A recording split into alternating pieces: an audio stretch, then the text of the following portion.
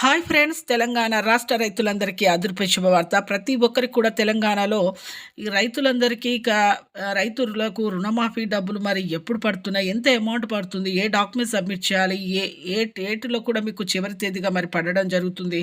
మరి crop loans తీసుకొస్తే మీకు అమౌంట్ అనేది పడుతుందా, అలాగే మీకు వేరు వేరు బ్యాంకుల్లో 2,00,000 ఉన్నా పడుతుందా, మరి భార్యాభర్తలు ఇద్దరు పేరు మీద ఉన్నా పడుతుందా, మరి వడ్డీ కట్టవచ్చా లేదా, ఇవన్నీ తెలుసుకోవాలంటే ముందుగా నా ఛానల్ అయితే ఒక చిన్న లైక్ అయితే చేయండి. మీకు నచ్చితే లైక్ చేయండి, నచ్చుకుంటే డిస్లైక్ చేయండి. ఇంకా లేట్ చేయకుండా అయితే వీడియోలోకి అయితే వెళ్ళిపోదాం ఫ్రెండ్స్.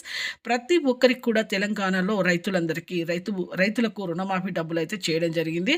రైతులకు 2018 లోపు ఎవరికైతే ఈ రుణాలు అయితే చేశారో, ఎవరైతే ఎంతో కష్టపడి వ్యవసాయం చేయడము, అలాగే అందులో ఉన్న పెట్టుబడి పెట్టలేక పరిస్థితిలో ఉన్నప్పుడు వాళ్ళు రుణాలు చేయడం వల్ల ల్యాండ్ పేపర్స్ కుదబెట్టి తాకట్టు పెట్టి రుణాలు చేయడము, క్రాప్ లోన్స్ తీసుకొని రావడము, గోల్డ్స్ కూడా మీరు పెట్టేసి రుణాలు తీసుకురావడం, ఇవన్నీ కూడా ప్రభుత్వం అయితే ఆలోచించి 2018 లోపు ఎవరైతే 2018లో ఎవరైతే 2,00,000 వరకు రుణాలు చేశారో వాళ్ళందరికీ కూడా ఈ జనవరిలో అయితే మాఫీ చేస్తామనేసి మన సీఎం రేవంత్ రెడ్డి గారు చాలా కోట్లు నిధులైతే విడుదలైతే చేశారు.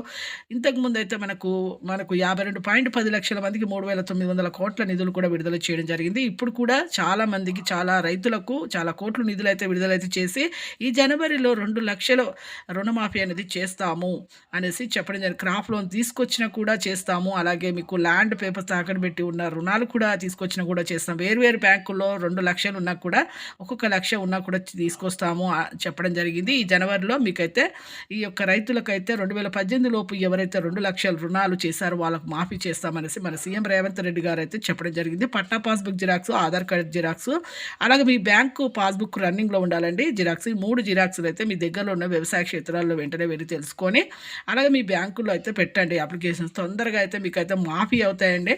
వడ్డీ కూడా కట్టిన అవసరం లేదు. 2,00,000 వరకు మీకు అమౌంట్ ఉన్నా కూడా పడడం జరుగుతుందనేసి తెలియజేయడం జరిగింది. చూసారు కానీ ఒక చిన్న లైక్ చేయండి, ఇన్ఫర్మేషన్ అందరికీ తెలియజేయండి.